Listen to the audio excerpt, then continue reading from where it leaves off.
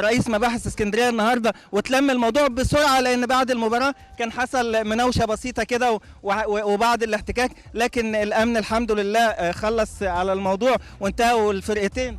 فرقه مصر نزلت ارض الملعب دلوقتي كلها وهم محتجزين او واقفين بس يعني يهدوا الموقف مع فريق الكونغو موجودين هم جنبينا والحمد لله بدات الامور تستقر خالص تماما وما فيش مشكله خالص. الجماهير اللي كانت موجوده خلاص خرجت.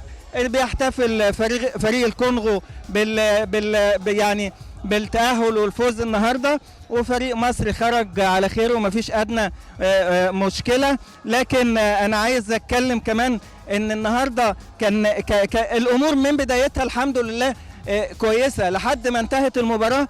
وعايز اقول يعني انا هحاول اعمل لقاء بردك مع الكاميرا لو سمحت بقى الكاميرا معايا. حاول اعمل مع لقاء على الهوا نايل سبورت مع سياده اللواء شريف عبد الحميد رئيس مباحث اسكندريه.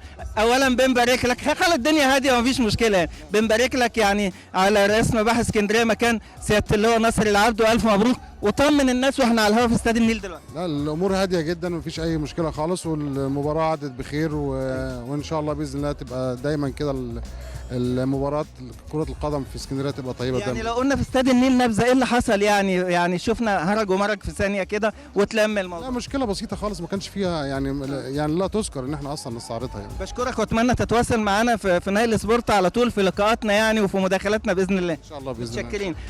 مره ثانيه بنهني سياده اللواء شريف عبد الحميد رئيس مباحث اسكندريه الجديد، وبنقول لسياده اللواء ناصر العبد رئيس مباحث مطروح دلوقتي بالتوفيق هناك ان شاء الله. وعايز اقول ان استاد اسكندريه خلاص الامور هديت تماما.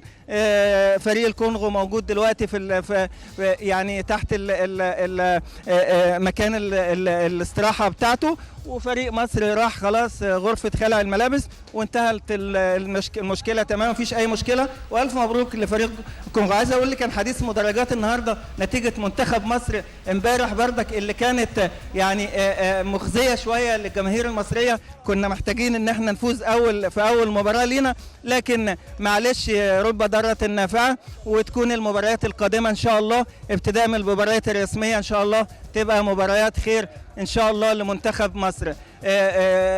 مفيش اي مشكله خلاص بقت في استاد اسكندريه، وهنتابع معاكم سواء بالتليفون او بلقاءات اخرى لو حصل اي حاجه تانية. كان معكم من استاد اسكندريه حسن توفيق لاستاد النيل.